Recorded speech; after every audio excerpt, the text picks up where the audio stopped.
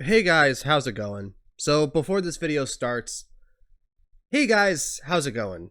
So before this video starts, I want to mention something that partially explains why I haven't posted any videos in a while. As you can see from the title of this video, I'm talking about the South Korean film Parasite in what might be the usual format. Saying it might be because I haven't written the script yet at the time I'm recording this part. The reason I'm mentioning this is because the video was initially going to be something completely different. For the past couple of months, I was working on a near 45-minute video that is basically something very similar to what YMS would make, that was going on extensively about the film, with audio that will now never see the light of day because, as I've said before, copyright's a bitch. Just letting you guys know about what's going on because this video should not have taken as long as it should have been to get made. Plus, I think you guys deserve an explanation as to why I haven't posted anything other than just saying I've been working. So now here it is, and I hope you guys enjoy. Parasite is a 2019 South Korean black comedy thriller film directed by Bong Joon-ho, who also co-wrote the screenplay with Han Sang-won. The movie follows the Kim family who cons their way into working for the Parks, an affluent rich family without them knowing they're all related. It's the first South Korean film to win the top prize at the Cannes Film Festival, the Palme d'Or, the first international film to win the Oscar for Best Picture, among many others, and has been regarded as a landmark film in terms of worldwide recognition at American award circuits. It's also my favorite film of all time. For a while, the only time I heard of this film was in YMS's Quickies video he made while he was at Cannes, and ever since, the response around this film has been weird. No one would tell anybody what the film was about, and instead just tells them to go and watch it and find out, which, after some digging, I discovered was a response encouraged by the director, Bong Joon-ho, as seen on the film's press release when it premiered at Cannes, as he pleads for anyone reviewing the film not to mention anything regarding its second half.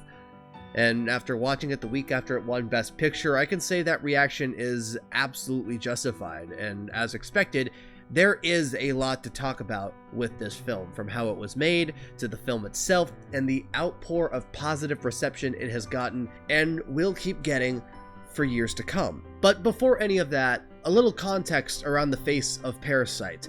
Its director, Bong Joon-ho, one of many film fanatics, has become critically acclaimed directors who jump-started a movement known as New Korean Cinema back in the late 1990s. After working on a number of short films in college and got a few screenwriting credits during that time, Bong made his directorial debut in the year 2000 with the dark comedy Barking Dogs Never Bite. The film was a failure at the box office, but it has since grown a cult following since its release thanks to its dark humor. He would follow it up with the 2003 crime thriller masterpiece Memories of Murder, a film which garnered him nationwide attention as its abilities to rearrange different genre conventions were put on center stage with a mix between thriller, action, and comedy. His audience would grow even larger with his following films, 2006's The Host, which adds the action and comedy aspects to a monster movie, which garnered him international acclaim, and 2009's Mother, his take on a film noir, before he would make his English-speaking debut with Snowpiercer in 2013, his own sci-fi film, and the Netflix original film Okja, a fantasy film, in 2017, which is also the first of his films to premiere at Cannes Film Festival. As for Parasite, it's a film Bong has described himself as a family tragic comedy, but is completely fine if anyone came out of this thinking it was a thriller or just a normal black comedy film. Needless to say, this guy has one hell of a filmography. There is nothing this guy doesn't want to do.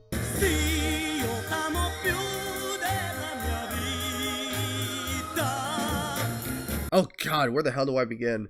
I guess we'll start with the script. It was during post-production of Snowpiercer when director Bong conceived the idea for Parasite. After being suggested to write a play from a friend, he decided to write a feature film with limited settings based on his short stint as a tutor while he was in college. After Snowpiercer was completed, Bong wrote a 15-page film treatment for the first half of the movie before handing it off to his production assistant on Snowpiercer, Han Sang-won, so Bong could go work on his next film, Okja, a process which saw Han interview numerous housekeepers and tutors and take pictures of both the lower class and wealthy neighborhoods in Seoul, to which he would later send his findings to Bong periodically. After some time, Bong suggested that Won should turn the treatment into a script, to which he did. But instead of one version, he wrote 3 different scripts, which were later handed back to Bong after Okja was completed, and from there, it only took him 3 to 4 weeks to write the second half of the film. And the title Parasite, according to Bong, is a double meaning for how the poor family infiltrates into the house and how the rich family relies on the poor family to do their shit for them. At this point, everyone and their mother has taken the fact that stairs are a thematic way to separate the rich from the poor without forcing it down our throats. It's a story device director Bong has said he was inspired to use by thrillers such as The Housemaid from 1960, regarded as the Citizen Kane of South Korean cinema, which has many parallels to Parasite, and Akira Kurosawa's High and Low just a few years later, which was the first film to show the theme of height used meticulously to incorporate the two classes, as well as an actual incident in France back in the 1930s where 2 maids murdered their employers, which Bong says was an inspiration.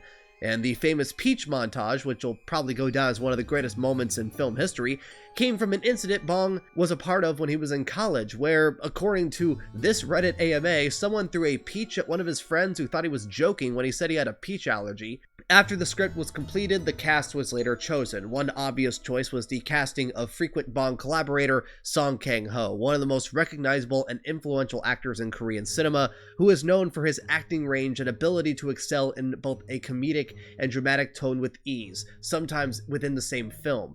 But apart from him, Bong also casted numerous actors, not because of their ability to act, but as a way to give them a chance to show their potential on the big screen, such as Choi Woo-Shik, who plays Ki-woo the son, Park So-dam, who played Ki-jung the daughter, and Cho Yeo-Jeong, who played the rich mother, who all have a huge catalog of TV appearances under their belt in South Korea.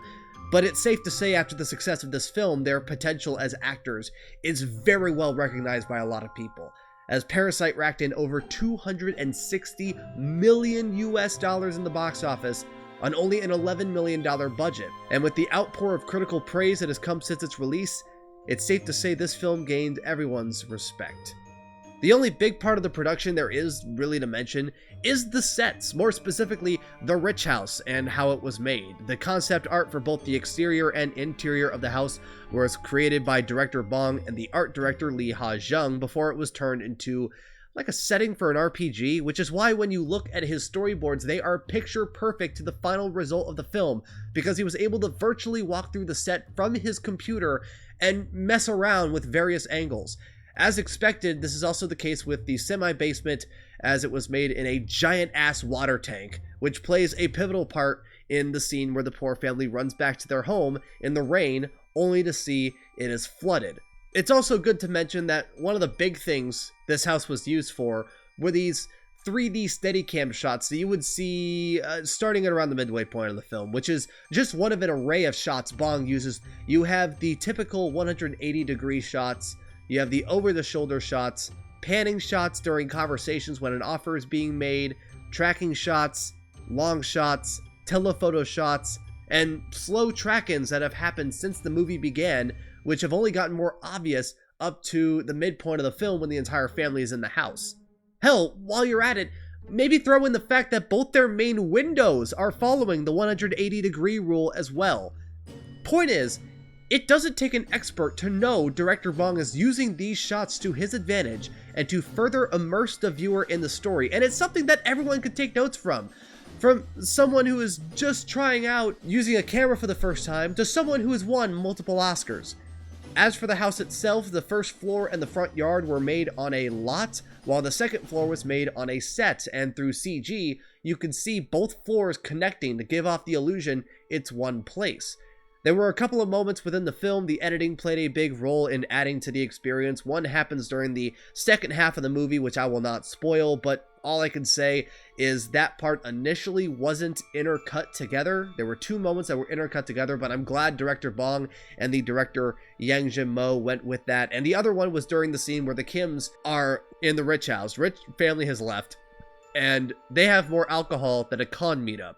This scene lasts about 8 minutes with a few pretty lengthy panning shots that may look like they were done in one take, but through some CG work and some time in the editing room, what may look like one take was actually multiple takes by the different actors combined to look like they gave their best take at the same time. Director Bong said out of the nearly 1,000 shots in the film, 450 were CG shots. It's moments like these which led to Jin-mo earning an Oscar nomination after editing the film on Final Cut Pro 7, which hasn't been updated since 2011.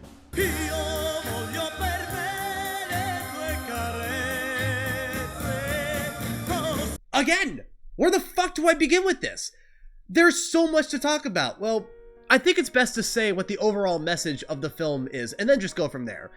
The message portrayed in Parasite is no matter how much they try, people in poverty don't have the power to be in the working class. An issue that's clearly not isolated in South Korea given the box office numbers. But while the message itself is pretty important, what makes it memorable is how it's hinted at and how it's portrayed. And it's hinted at a lot by the two main symbols in the film. The Scholar's Rock the family gets at the beginning of the movie, and the sense of smell, which is first shown around the midway point. The Scholar's Rock given to the Kims at the beginning represents the family's aspirations for reaching their long-awaited financial high point, especially for Ki-woo, who ends up having a connection to the rock and therefore a connection to that belief, while the sense of smell comes into play, in the midway through the film, which symbolizes just how deep the Kims are in poverty as it's brought up in more prominent roles later in the film. Without spoiling it, there is a point where the theme of the rock latches on the Ki-woo more than it already is, and the sense of smell will latch on the Ki-tek, and it drives the story forward into the climax. The film also presents a number of things inadvertently to express the places both the Kims and Parks are in society by an invisible line that separates the two. When any of you guys watch this film after finishing this video, keep an eye out for all the times you see a straight line separating members of both families. Because, believe me, they're intentional. It's also seen within the families itself, as while you see multiple shots and scenes of the Kim family sitting together, the only time you ever see the Park family together is in the two shots where their family portrait is shown. There are also multiple points which show how oblivious the Parks are with the world around them. One example being the son's interest in Indians and Native Americans in general, which, honestly, I don't think I need to mention their connection with this film, but even as that's the case, there are no antagonists.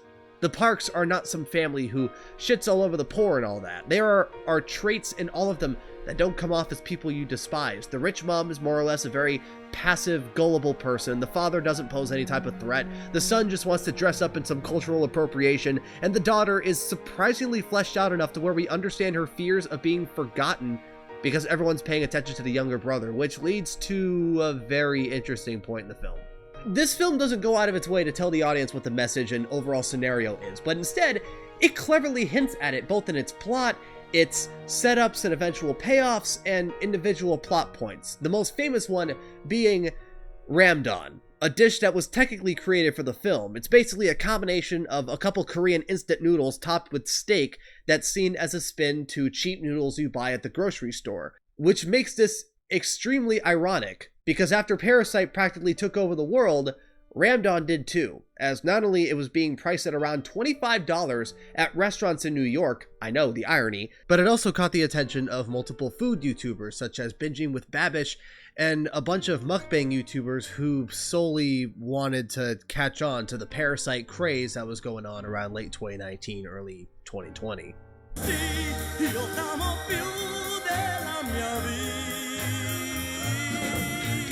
After the film premiered at Cannes on May 21st, 2019, it went to theaters in South Korea 9 days later to critical acclaim, and would later gain more acclaim during its US screenings beginning that October, and at hundreds of film festivals where director Bong did over 600 interviews and over 100 audience Q&As about the film.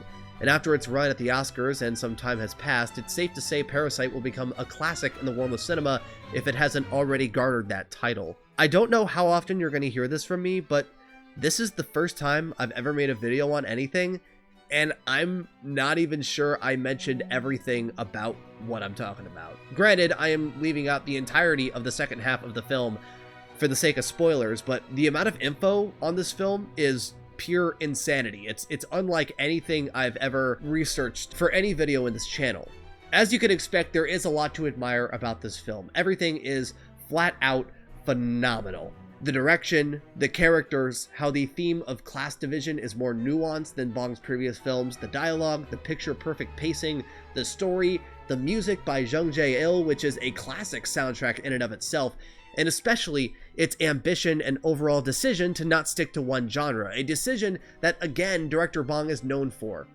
I'm also going to take the time here to tell you guys, if this is the first Korean film you've ever seen or heard of, and you like what you see, if you want to see not only this film, because I haven't talked about all of it, and any other films, chances are you're going to like a lot of stuff that's going to come out of South Korea, or has already come out of South Korea. Most of these films were basically made to subvert your expectations of what movies could do and how many genres can be infused into a 2-hour film. It just so happens that, especially now, Bong Joon-ho is getting the most international mainstream praise out of it. So if you really like Parasite, I suggest checking out some other films from directors like Park Chan-wook, Kim Ji-woon, the late Kim Ki-duk, Lee Chang-dong, and so many other directors. As of the making of this video, Bong is currently writing a script for a new horror film. So that'll be definitely something I'll be looking forward to. And for anyone who is expecting another anime video, don't worry, they're gonna come back. I just needed a bit of a breather and tried out something new. Hell, if this video gets huge, I'll probably make another video about a movie I like. I already have a few in mind, but right now I'm definitely proud of what I got here, and I know one thing for certain. I am never looking at peaches the same way again.